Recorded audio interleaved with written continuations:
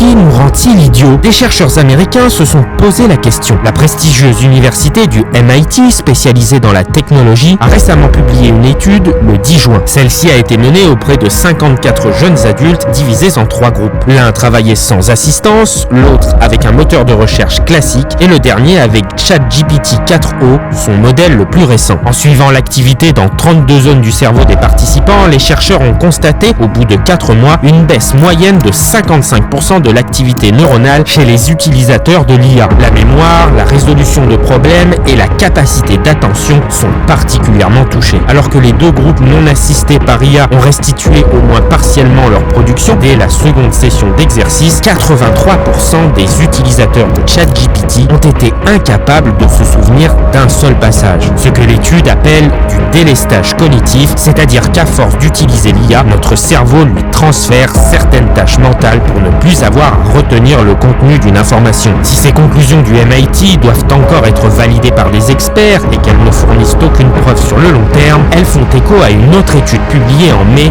par l'université de Pennsylvanie. Celle-ci mettait en avant un impact négatif sur la créativité des utilisateurs de ChatGPT. Elle remarquait notamment des convergences stylistiques ou de concepts chez ceux qui s'aidaient de l'IA, quand ceux qui utilisaient juste Internet produisaient les concepts les plus uniques. Alors va-t-on vers un déclin cognitif? Chez les plus jeunes, un usage trop systématique de l'IA pourrait ralentir le développement de compétences fondamentales telles que l'analyse, la construction d'un raisonnement. Mais d'autres études ont aussi montré que l'IA pouvait stimuler la production d'idées, mettant alors en avant l'importance d'un usage raisonné. Le danger, c'est que les utilisateurs acceptent trop facilement les IA sans les remettre en question. Ce n'est donc pas en soi l'IA qui diminue les capacités cognitives humaines, mais plutôt l'usage qu'on en fait, car la fluidité des réponses peut inciter à la passivité.